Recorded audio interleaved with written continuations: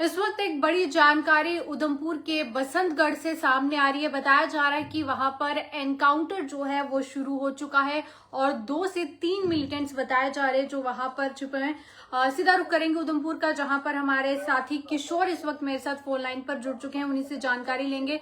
किशोर, इस एनकाउंटर के हवाले से क्या कुछ जानकारी सामने आ रही है? देखिए जसलीन, लगातार कई महीनों से ये जो बसंतगढ़ का इलाका है, इस इलाके के अंदर जो सर्च ऑपरेशन था वो बड़े पैमाने पर चलाया जा रहा था और पिछले दिनों भी आपने साफ तौर पर देखा होगा कि ये जो इनकाउंटर जो है वो इनकाउंटर में भी तब्दील होता है। लेकिन आज सुबह सुबह एक बड़ा अपडेट आ रहा है कि बसंतगढ़ का इलाका है, उस इलाके के अंदर जो है वो सुरक्षा बलों और आतंकियों के बीच जो है वो मुठभेड़ शुरू है। लेकिन जो ये इलाका है ये काफी जंगल का इलाका है, काफी जंगली इलाका है। लेकिन कई दिन से लगातार हम देख रहे थे कि यहाँ पे हमारे जो अलग अलग सिक्योरिटी फोर्स के जवान है और पूरी तरह से जंगलों को जो है वो खंगाला जा रहा था। लेकिन इस वक्त एक बड़ा अपडेट आ रहा है कि इस इलाके के अंदर अभी भी जो है वो इनकाउंटर जसलीन शुरू है।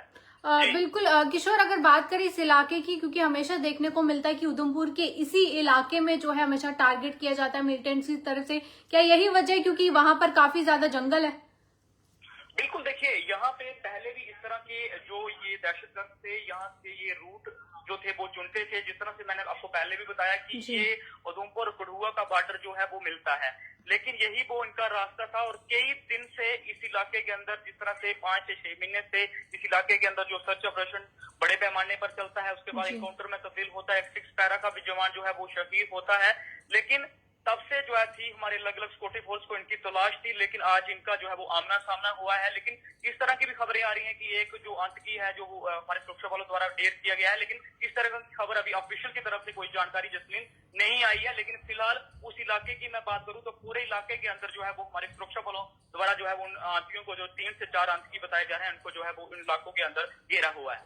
जी किशोर, बहुत बहुत शुक्रिया तमाम जानकारी देने के लिए। तो फिलहाल हमारे संवाददाता किशोर इस वक्त हमारे साथ उधमपुर से फोन लाइन पर जुड़े हुए थे। जिस तरह उन्होंने बताया कि काफी समय से ही सिक्योरिटी फोर्सेस द्वारा उस पूरे इलाके में सर्च ऑपरेशन जो है वो चलाया जा रहा था और आज जो है आमना सामना बताया जा रहा है कि जहां पर मिलिटेंट्स और सिक्योरिटी फोर्सेस का आमना सामना और उसके बाद जो है ये एनकाउंटर में तब्दील हो गया। और जिस तरह से किशोर ने भी बताया, पर हालांकि अभी तक सोर्सेज के हवाले से ये जानकारी आ रही है कि एक मिलिटेंट को मार गिराया गया, पर अभी तक इसको लेकर कोई भी ऑफिशियल स्टेटमेंट जो है वो सामने नहीं आई है। जैसी आएगी वो भी आप तक पहुंचाएंगे।